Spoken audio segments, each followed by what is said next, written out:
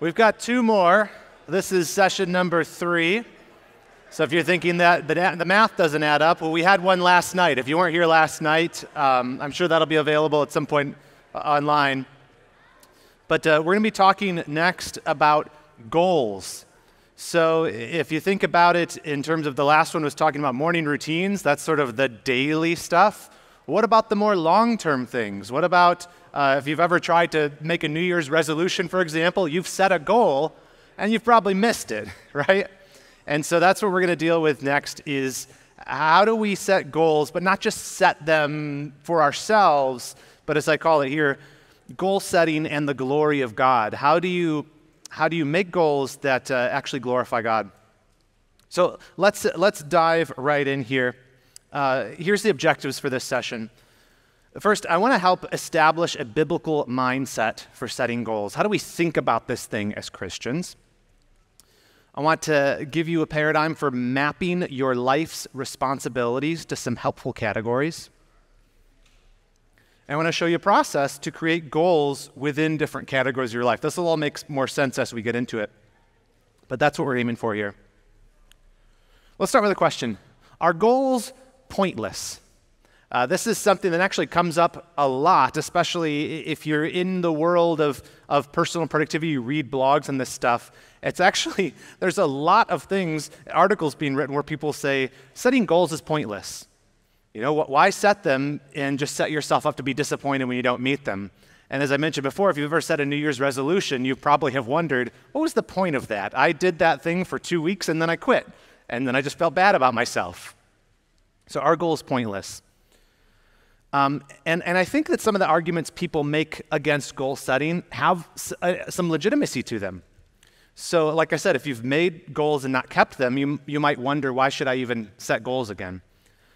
But here's a couple of objections you might hear, and I think sometimes these can be true. By setting goals, you're trying to control something you can't control, right? There's only so much you can do, and there's things outside of your ability to, no matter how hard you try to affect them. Goals can be disconnected from your larger purpose in life. Having goals are just going to stress you out. It's one more thing that you're trying to make yourself do. Chasing goals is going to make you unhappy, right? Because I'm not happy till I reach the goal, and once I reach the goal, I'm unhappy because now I don't know what to do with myself, right? Or goals can be idolized, where you make the goal the only thing, and that's all you're focused on, and you forget about God, you forget about your larger purpose. But even with these objections I just listed, I don't think any of them actually disproves the effectiveness of setting goals. They more have to do with the way we go about setting goals, right? In fact, just about every argument there, or that I've even heard against goal setting, takes issue with the how, not the what. How do you actually set goals that you will actually keep, and 2, more importantly, actually honor God? They're not just entirely self-focused. And that's what we're going to deal with here. So here's the truth about goals. We all have goals whether we state them or not. So people who are kind of just like, oh, there's no point in setting a goal for yourself. You do have goals. How do I know that? You got up this morning. There are things motivating you to continue living, to continue doing things each day. You just don't state them all the time. We don't write them out.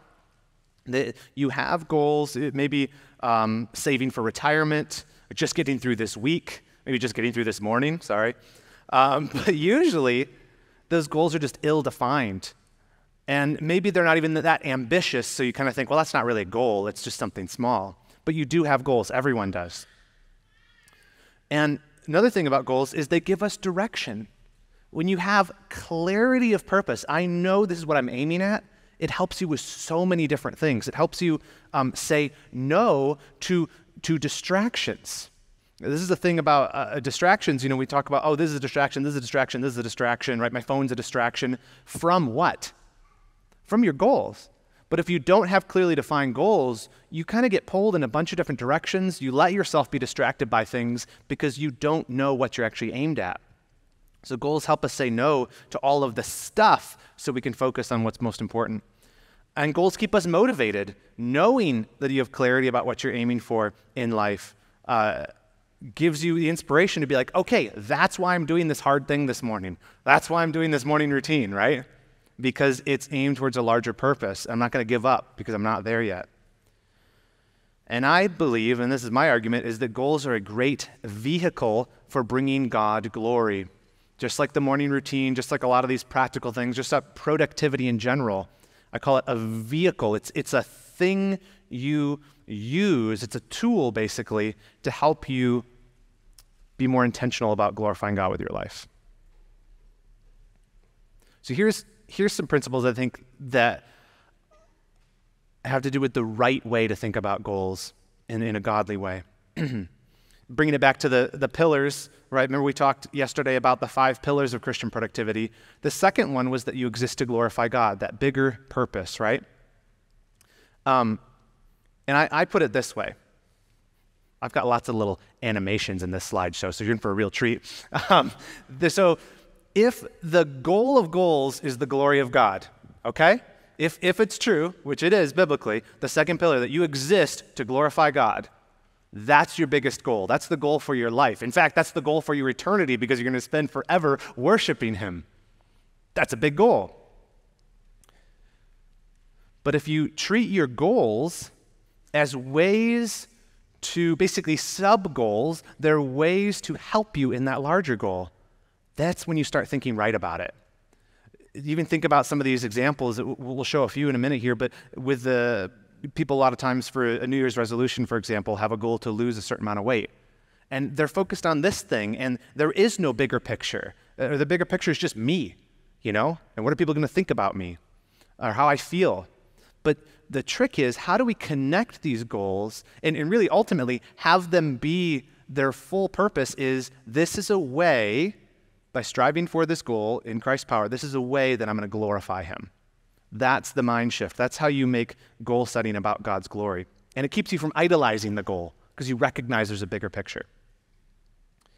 Another way I think to think about it is you picture the voyage of a ship. So imagine you're setting off in a ship and you have your destination in mind. In fact, it was a while ago now, 5 or 6 years ago, a friend of mine owns a sailboat, and he invited me to come sail from Fort Lauderdale to the Bahamas. I'd never been on a sailboat before, and especially not gone that far. But what I didn't know is you don't just, especially on a long trip like that, you don't just set the destination and say, there's X, now we're gonna drive there like in a car. You have to map the in-between stuff, right? So if the destination, if God's glory is the destination, as we will in this illustration, that determines the direction of your productive efforts in life. But goals, let me skip that.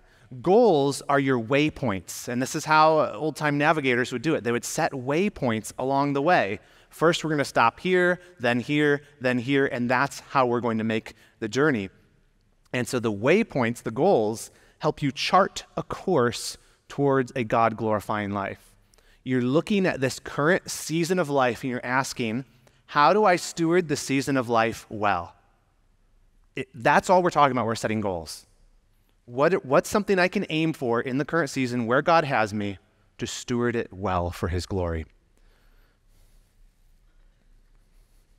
And sometimes that changes. This graph or this map I skipped over, this is probably in the back of your Bibles. This is a map of Paul's journey to Rome. So near the end of Acts, if you've read through Acts, Paul, he gets shipped off to go see Caesar in Rome. And this map, and you read through the end of Acts, it's all about the journey. And they say, okay, we go to this island, and we wintered there, then we went to this port, and then the ship got wrecked. And I think it's a good illustration, actually, of the way we set our goals. It's for us to say, I want to lead a God-glorifying life, that sounds great, but it's too big of an endeavor.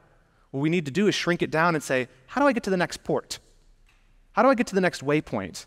What's the plan here for this season? That's what they do. Goals help you chart a course towards the ultimate goal of God's glory. And as I said, they give you clarity. They give you clarity in this season of life. Okay, so one of the objectives that comes up, or objections that comes up when we talk about goal setting is it really right for me to plan and set goals? Sometimes with Christians, we have these notions that aren't I supposed to be spirit-led why am I making plans?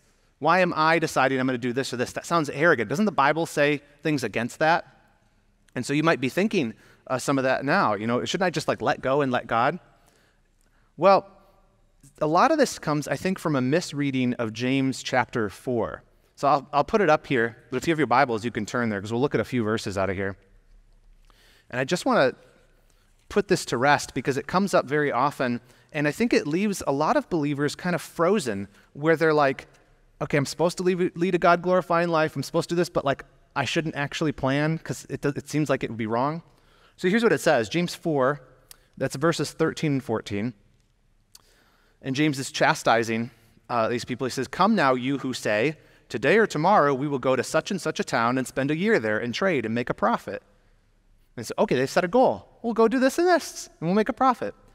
But he says to him, but you don't know what tomorrow will bring. What is your life? You are a mist that appears for a little time and then vanishes.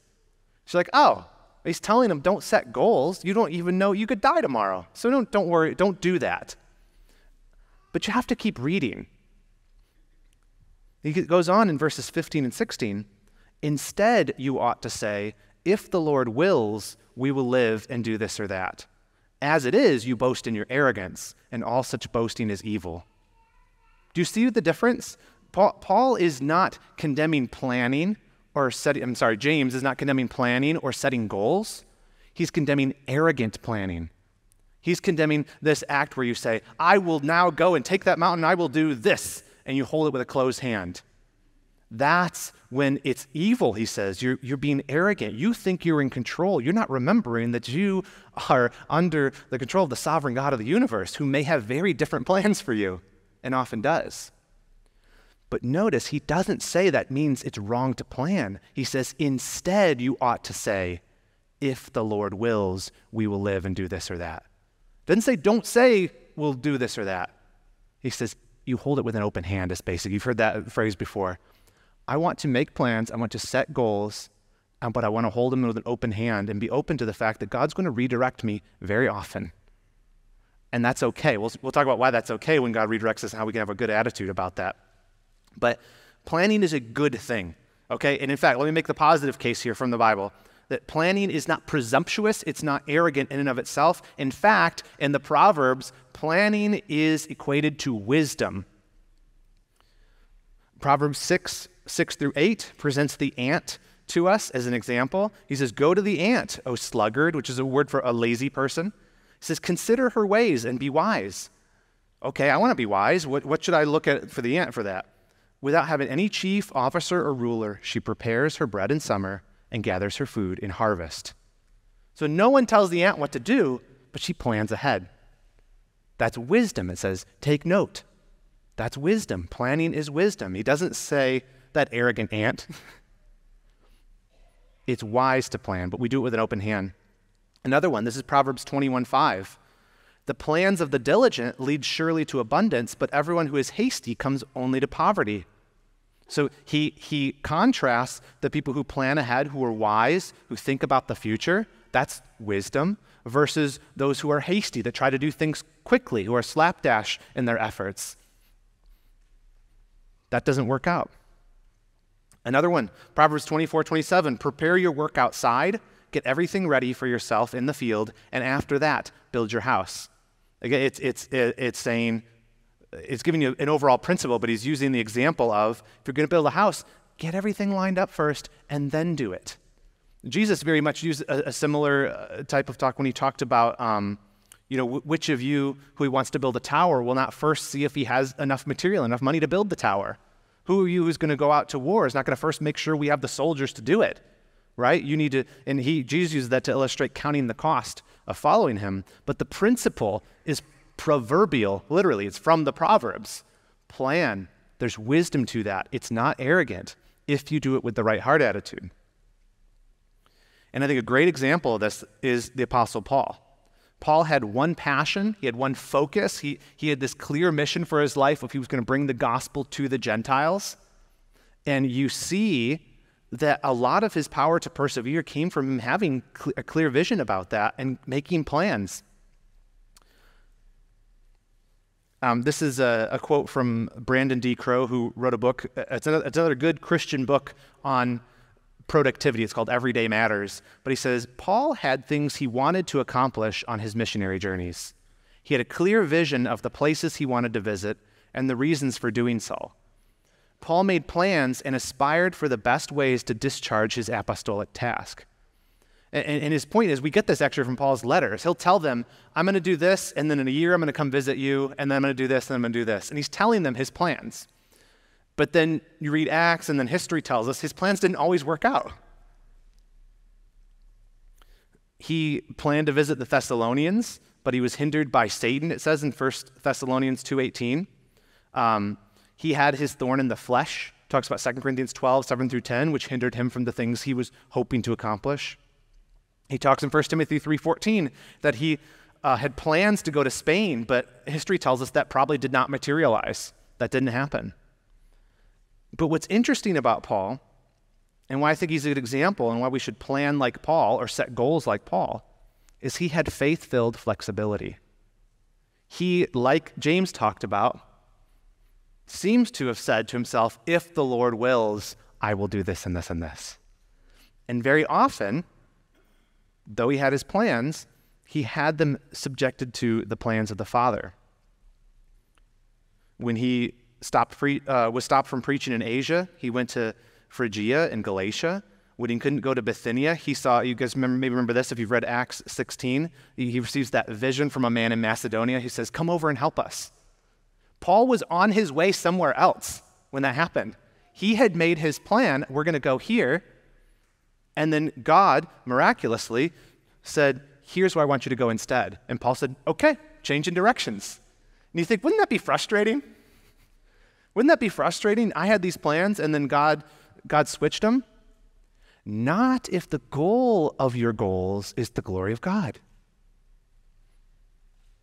Then you can actually have faith-filled flexibility. If ultimately the goal of whatever plans you're making for your life is, this is a way with the clarity I have in this season, because we don't get the same like Paul did. I mean, these visions that tell us, here's what you do right now. You say, oh, okay, great. Now I wish I had that clarity. But a lot of times we're just operating in wisdom. We're saying, with what the Lord's given me in this season, with my responsibilities, with the opportunities before me, this seems like a good goal for me. I'm going to commit this to the Lord. I'm going to walk in that direction until he shows me otherwise. If your objective for that goal is, because I believe this is what will most glorify God right now, even if God shows you a different path and you say, okay, I guess that's not going to work out. You don't say, oh, bummer, I don't get to do the goal. You get to say, oh, awesome. God has shown me a better way. God has shown me a better way to glorify him in this season. Do you see what I'm saying? You don't not set the goal. You set the goal, but you're open to the Spirit may lead me differently. A different opportunity may come. The door may close. And you rejoice when that happens, because that's God giving you some clarity on what you should be doing instead. It doesn't mean that what you did was wrong setting that goal. It just means there's something different for you in this season. Does that make sense? But you can't, the reason you get frustrated when your goals get foiled is because you're not setting them in subjection to, this is a way I'm going to glorify God.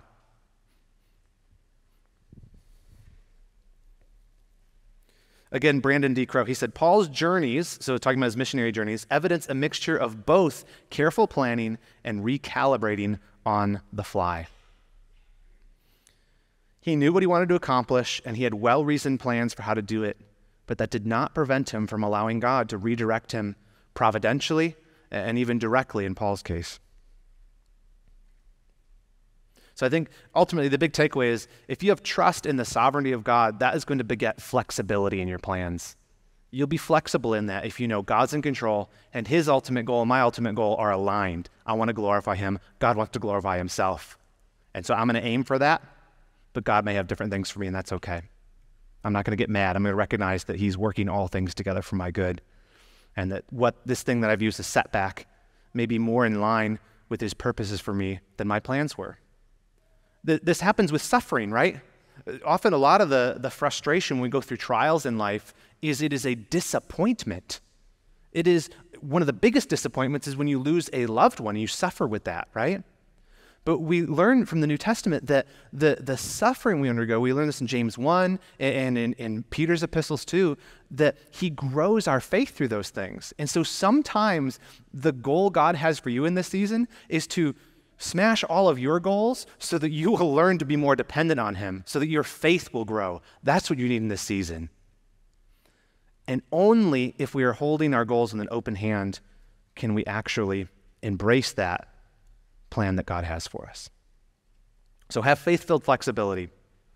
That's the point here. My goal is not ultimate. God's glory is. Okay. You have this in your packet too. I'm going to use this to show you a little method for setting goals. And again, this is just, it's a method. You can use it, you can tweak it however you want. There's a sheet in there, it's on page 17, that you can use to basically go through this process. You don't have to do it while we're right here, but this kind of will show you the concept, and then you can apply it later when you want to make a goal and make it really clear. So I call this the productivity pyramid. So at the top of it is, the purpose of everything is God's glory. You go down a layer, that's the different domains of stewardship, I call them, or the areas of your life, like my vocation, my family. What are the things I'm responsible for? Then under that, or what are the goals I'm setting in those domains? And then there's my projects. How am I going to reach those goals? Specifically, what are the steps I'm going to take? And then the tasks and habits. That's sort of like the everyday stuff. Okay? But at the top, you remember it's always God's glory.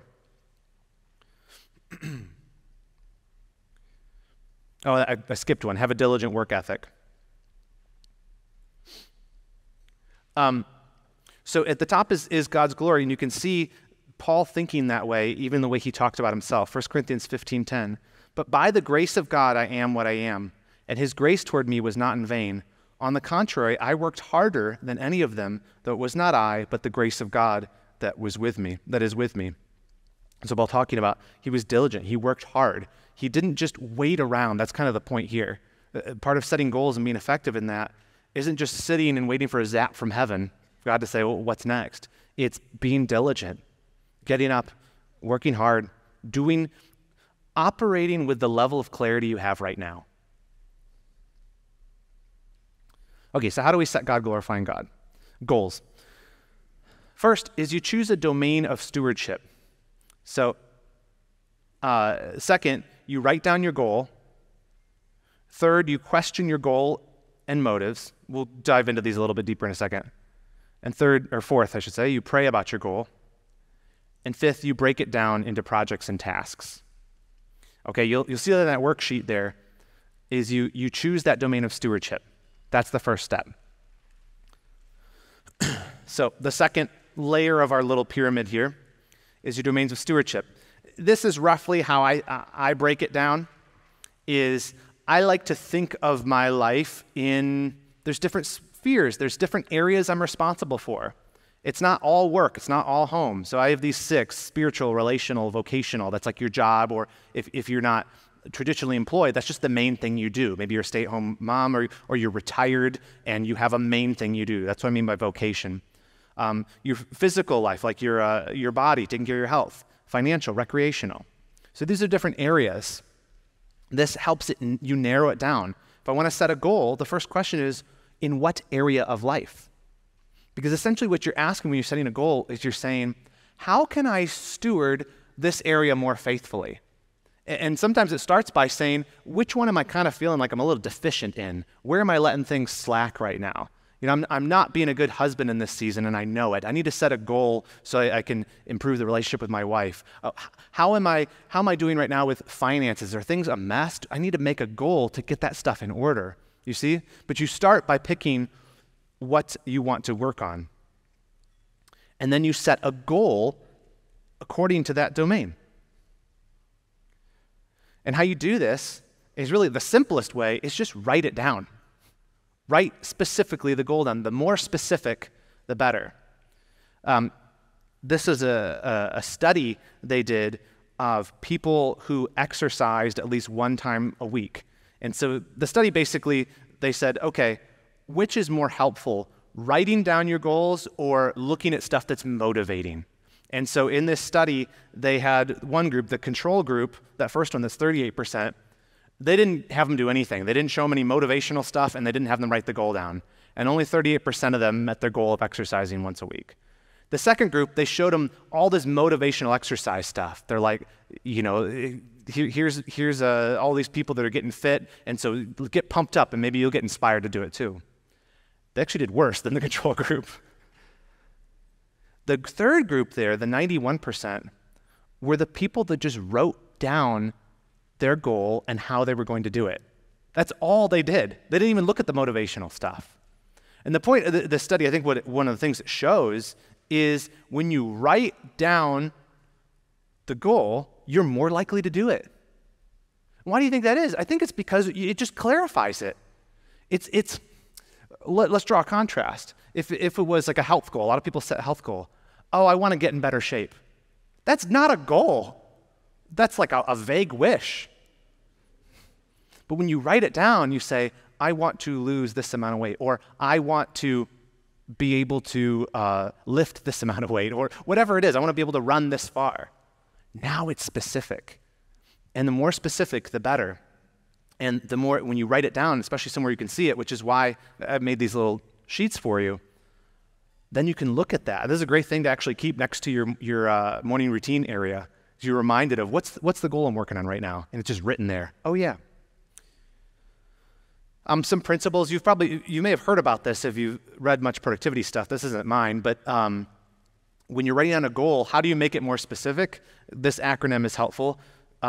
Make it SMART, S-M-A-R-T, specific. So make it really clear. Again, don't make it vague. Make it measurable. How can you quantify the goal? The way I put it here is, I call it in the bottom left section of your little sheet, how do I quantify my progress? What's my definition of done? Because essentially you're trying to ask there with a measurable, how do I know I actually finished this? If you ask that question, you can't answer it, your goal is not specific enough. Make it achievable, make it realistic, A lot of us probably aren't going to make the Olympics, Make it realistic. Make it relevant. I say make it matter. Again, this is where the domains of stewardship thing I think is helpful. Because it's not just some random goal you're pulled out because you saw something, you're like, I want to be able to do that. You're saying, this is an area I need to grow in, so I'm going to set a goal there. And the last one, make it time-bound. I say make it stop. That's kind of tongue-in-cheek. But having a date on your goal, I have that there too, target completion date. You're saying, this is not something that I'm going to try to aim for forever, because then you're just never going to get started, or you're just going to make half-hearted efforts. You set a time frame on it, and you say, here's what I'm going to try to do by that date. And it's not so you can beat yourself up when you don't get it. It's to keep you focused. So make them smart. Write them down, make them smart. This is just a picture of the sheet I already showed you. Let me just run through an example here. So I have written a few books. Writing a book is a hard goal. It's complex. It's a lot of little effort over a long time. And the way that I was able to do this was by setting goals for it, having clarity on how is this actually going to happen. Because it's not like if you ever pulled it when you were in school, pulled an all-nighter to finish a paper. You can't really do that with a book. It's too much writing. It's a lot of all-nighters it would take. So here's an example. My goal, this was from last year, was publish my third book. And so I wrote down when's the target completion date, when I'm going to have the manuscript done. And then I set a review date on there. When am I going to check in on this and check my progress and put that on the calendar? Which area of stewardship, calling or vocation, right? This is an area of life I believe the Lord called me to help believers with this area of productivity. And so this book isn't just a random thing I'm doing. It's because I believe it's in line with what God's called me to do. And we'll look at the rest of the sheet in a moment. We're going to come back to it with some of these other questions. But then you want to question your goal and motives. And here is where you kind of pull it out of, I'm just doing this goal for myself. How do I connect this with God's glory, with my larger purpose? Here's some questions you can ask yourself. What state do I want to achieve with this goal? It's an interesting question, because state, what I mean is like it has to do with being. What do I hope will be different about me or about my circumstances when I reach this goal? How will I quantify my progress? What resources do I need to reach this goal? That's on the sheet too. A lot of times we set these goals and then we never start on them because we don't get the basics done, right? If I'll use the exercise goal for an example. If you want to go to the gym, you got to get a gym membership. But a lot of times that's what holds us back. We're like, oh, I'm going to do this. But you just never do the first step. And I think some of that's maybe like a little bit of self-sabotage where it's like a little excuse I can use. Oh, yeah, but I can't go today because I don't have the membership. I don't have the shoes. So write that down. What resources do I need? Here's the big one. How does this goal contribute to my calling and God's glory? And so in my case, my calling there, because that's the domain of stewardship I was talking about. How does it glorify God? Am I doing this purely for selfish reasons? How can I frame this goal in such a way that it's not about me, it's actually all about God? And I think a lot of goals can be reframed this way. I use the health goal just because it's such a common one, but a lot of times, we have these objectives that are good and fine. Like, it's fine to have a health goal for yourself. That's a good thing. But the motive can be off. And that doesn't mean you don't do that goal. It means you need to check your heart and change your heart about that. I want to go to the gym or do this thing, not so I can, look great and everyone will look at me and say, wow. I do it because my body's a stewardship. I need to take care of it, right? It's a different way of thinking. That may change your goal. Some goals you may get rid of entirely because you're like, this is all about, there is no redeeming quality about this goal, But a lot of them, it just is sitting back to pause, praying about it, bringing it before the Lord, and you're thinking, Lord, I think that this is a thing that's a worthwhile pursuit. Give me wisdom. Help me to see, is this what I should pursue in this season? I want to do this for you, not just for me, right? So again, that's on the worksheet too. It helps you think through that, forces you to answer that question. And then the last one, I kind of already touched on this, but when will I complete this goal? There's something really powerful about deadlines, and even deadlines you set for yourself, they add this little bit of urgency, which a lot of us need, Some of us like to operate under urgency. Some of us can get addicted to it, where we're kind of always like, oh, I just love to put out fires, and that can be an enemy of setting goals because there was this old booklet I remember called The Tyranny of the Urgent. Does anyone ever read The Tyranny of the Urgent? There's an old track about that. And you can kind of live under this reign where I'm just always going to do whatever's most urgent in the moment, and you never do the important stuff. When you put a deadline on your goals, well, I should back up. When you set a goal, you're saying this is what's important. When you put a deadline on it, you're saying now it's urgent. And that you can kind of trick yourself into being like, I have to work on my goal today because, the deadline's coming up. Do you see what I'm saying? You're using that to your advantage.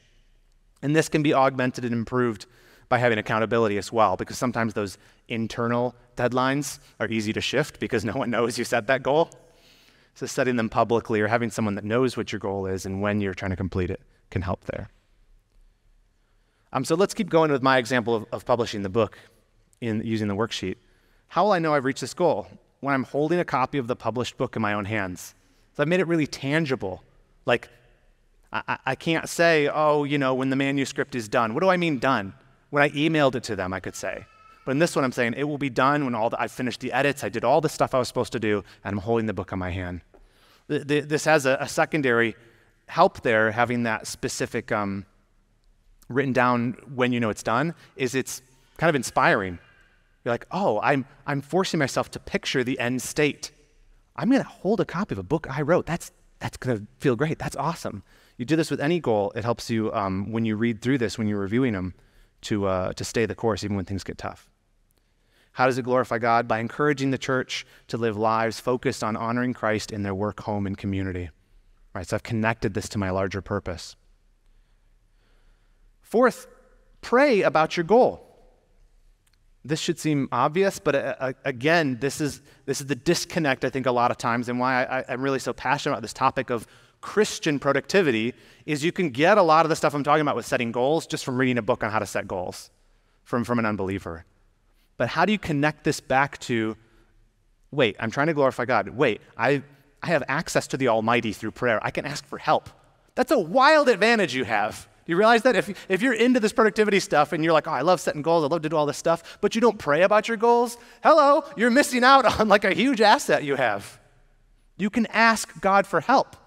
And he wants to help because you've aligned your goal with his ultimate goal of glorifying himself. So pray about it. Proverbs 16:3, commit your work to the Lord and your plans will be established. That's not always going to happen. When we read the book of Proverbs, these are general truths. There are exceptions to these because we live in a fallen world. Things don't always work out. But generally, if you commit your work to the Lord, you bring it before him, your plans will be established. Don't just try to do it all on your own. Bring it before the Lord. And not just once, too. Can I say this? Pray with persistence. You don't set the goal and you say, okay, Lord, make it happen. And then you go sit down, right? Pray about it. Pray without ceasing. Bring up your goals in your own prayers.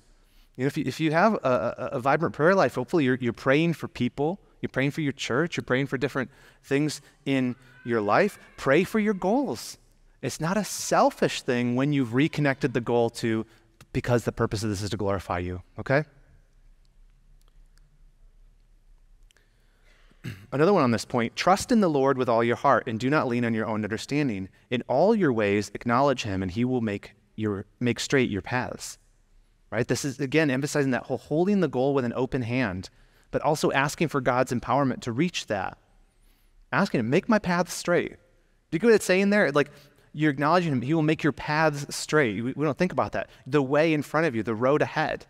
And make it less windy, less difficult. The Lord wants to help you with these things, but we just don't ask. We don't trust him. We lean on our own understanding. We think, I'll just follow the technique, but I won't ask for his help.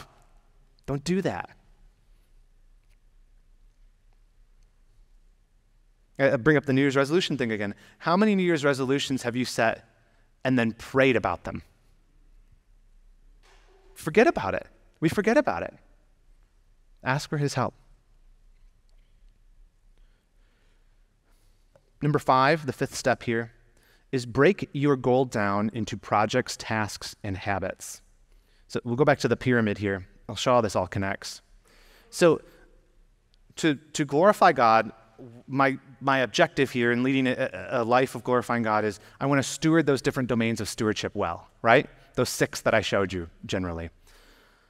How I do that is I set goals for the areas that I need to grow in. Well, how do I reach the goals? I break them down into actions, into projects. If I say, for example, if I set the goal of I want to write the book, but I don't actually say I'm going to write this many pages each day, or I'm going to try to finish these chapters by these dates, that's just a wish. Again, it's more defined, but if I didn't break it down into the steps I'm going to take, it's just something I'm aiming at, but I'm not actually doing anything about. So we break it into projects. And those projects kind of break down into our tasks and habit. What am I doing today? For me, for example, with writing, I write for 90 minutes every morning, right? That's a habit I've set because most of the things I do have to do with writing. And that is how I was able to write books. It wasn't some huge Herculean effort where I just wrote for 10 days straight or something like that. That wouldn't be enough time anyway. But I just wrote a little bit each day. And little by little, it got done. Task, that's the difference between a task and a habit is a task is a one-time thing, a habit is a recurring thing. So some projects fit better in the task model where you're saying, I just have to do A, B, C, D, E, F, G. And if I do these things, then that project is done. Okay, so let's see how they all these fit together. If you do this, then that means, and this is the ideal, I think, and this is sort of what I'm always thinking and striving for is, I should say this. Each of these is sort of a different time horizon too, right? The tasks and habits are like your days, basically, your morning routine stuff, what you're doing in the day. The projects are your weeks and months. The goals, months, quarters, sometimes years. The domains, that's sort of your whole life. And then God's glory is eternity, right? What I would love is to live a God-glorifying life at every horizon. Do you understand what I'm saying? I want my days to lead into my weeks and my months and my goals and my domains so that at any point I can say, this task is contributing to this project and this goal, which has helped me steward this domain well, which is bringing glory to God. And imagine if you could look down and look at, we talked about this this morning and last night some too, the menial stuff you do where you're like, what is the point of what I'm doing right now? Imagine being able to say, the point of this really small thing I'm doing, I can retrace it all the way back up to, it is how it glorifies God in the grand scheme of things. And that's it. I want to be able to draw an arrow from whatever I'm doing today up to here's how it glorifies God. And that's what I think, when you think about goal setting this way, it enables you to start doing that more and more and actually have it written down for yourself. And so that happens with these projects and habits here. And I'll show you here on the sheet how to break it down one more step, just as an example. So if you want to use this to set goals, what resources do I need? I kind of touched on this one for me. I was like, I need to find a publisher. I need a computer. I need time to write. I need a good idea. I need outside readers to make sure, this is something people would actually like. And then you force yourself to answer it. How am I going to do it? Right? You see, you're just forcing yourself through the steps. You say, this is really obvious. Yeah, but we don't do the obvious thing. And so we get stuck and we procrastinate. The gym shoes thing. I don't buy the gym shoes. And this will make you say, I have to go buy gym shoes. That's the next step. Right? Some of the things you already have. How will I quantify progress? For me, I was at the time I was writing 500 words a day, every weekday. I was using X's on a calendar, like I said, to keep track of that habit. And then I broke it down into some projects and habits. My daily writing habit, the project was the outline. So I set, for me, I was like, by this date, I'm going to have these chapters done. This is going to be the first draft of that chapter. This is going to be the second draft. You see what I'm saying? I went through the process ahead of time and broke it into a project. And it's a little pedantic at first, but here's the advantage. You do this, and then you go to work on your thing, and you're not stuck in the, what do I do next?